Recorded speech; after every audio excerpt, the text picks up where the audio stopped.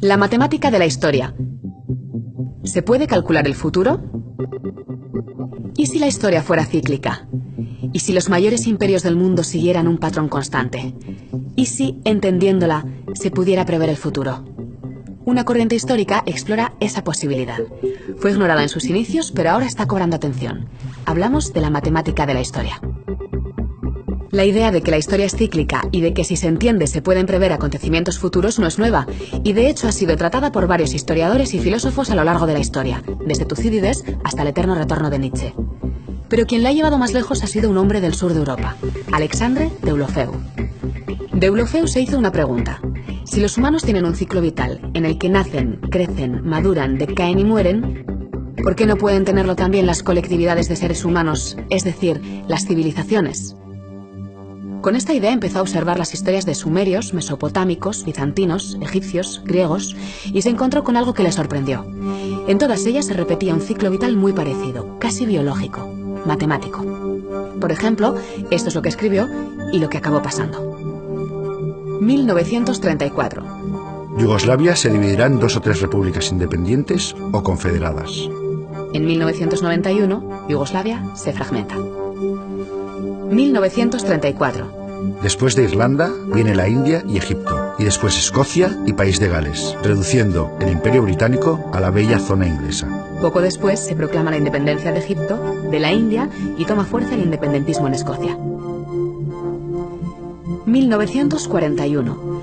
Hitler perderá la Segunda Guerra Mundial. Cuando dijo esto, la Alemania nazi estaba a punto de llegar a su máxima expansión. 4 años después, Hitler era derrotado. 1951. La derrota del Imperio de Moscú, con la caída de la URSS hacia el año 2000, facilitará la reunificación alemana y su liderazgo europeo. En ese momento, la URSS parecía imbatible, se creía que el comunismo dominaría el mundo. Pero en 1991 la URSS cae de forma fulminante, Alemania se reunifica y va ganando peso rápidamente en la Unión Europea, hasta llegar a liderarla. Pero, ¿en qué se basan estas predicciones? ¿Cuál es su fórmula? Pues aunque Deulofeu murió antes de acabar de pulirla, se basa en que las civilizaciones tienen una vida de media de 5100 años y que pasan por 3 ciclos de 1700 años cada uno. La civilización nacida de la cultura griega es un buen ejemplo, puesto que sigue el patrón perfectamente. Fase 1. Una civilización entra en fase de actividad y progreso. Aumenta la producción de recursos y con ello la riqueza. Es una fase de gran creación artística, científica y filosófica, que llega a su punto álgido unos 6 siglos y medio más tarde. Las ciudades crecen y se estructuran en formas más o menos auténticas de democracia. Paréntesis. Como habrás deducido, el eje horizontal es el tiempo y el vertical es simplemente el nivel de actividad social.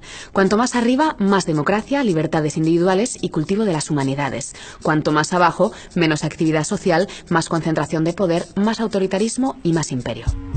Fase 2. La producción de arte, ciencia y filosofía se estancan, igual que la economía. La democracia empieza a mutar en autocracia. Los pueblos pierden su libertad y pasan a estar bajo la hegemonía de un núcleo director. Este imperio unitario llega a su máxima concentración de poder 4 siglos más tarde, cuando alcanza el poder absoluto. Fase 3. El núcleo de poder no aguanta más y la perfecta unidad se resquebraja. Los ciudadanos han perdido buena parte o la totalidad de sus derechos y surgen conflictos políticos que suelen acabar en las armas. Se inicia una fase de decadencia que acaba en la disolución del imperio, que deja espacio para nuevas actividades y se llega así a un punto muy parecido al inicial. Si entendemos la línea vertical como lo bueno arriba y lo malo abajo, seguramente un demócrata como Obama consideraría que el punto álgido coincide con el máximo desarrollo de las artes, las humanidades y la democracia. Pero un dictador como Hitler pensaría todo lo contrario. Su punto álgido se daría con la máxima expansión y concentración de poder. La constante es la misma, lo único que cambia es la perspectiva.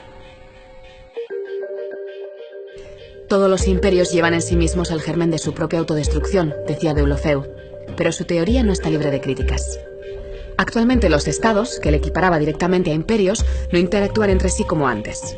Tienen relaciones de cooperación y dependencia y hay organismos supranacionales que ponen normas a sus relaciones, como la ONU, la Organización Mundial del Comercio y el FMI, algo que su teoría no contemplaba.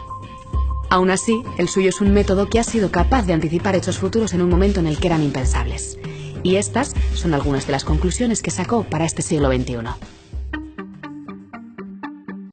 China busca expandir su influencia hacia las antiguas repúblicas soviéticas de Asia, así como el Mar de China. Siberia se convierte en su principal objetivo. La India, por su parte, entra en una fase de imperialismo muy parecido a la de China. La decadencia tanto de Rusia como de Estados Unidos son imparables. Los territorios eslavos continúan su proceso de fragmentación territorial, de oeste a este, y su unidad no supera el año 2050.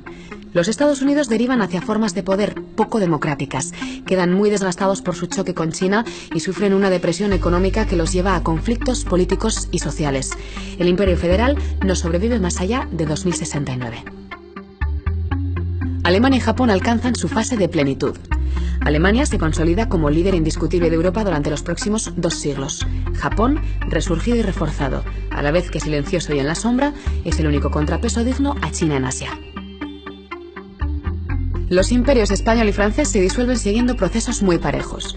El francés es algo más joven y dura un poco más, seguramente hasta el siglo XXII. El español se rompe alrededor de 2029 y todos los pueblos ibéricos quedan fragmentados. El cono sur, con Argentina como epicentro, entra en fase 1 de prosperidad, por lo que la zona se perfila como la gran esperanza de la humanidad que debe florecer a lo largo de este siglo XXI. ¿Tendrá razón? Muchos dicen que es solo un Nostradamus más y que los hechos que acertó no eran tan imprevisibles como para hablar de una teoría científica. Pero otros estudiosos ven en su tesis mucho más. Logró tomarle el pulso al reloj de la historia.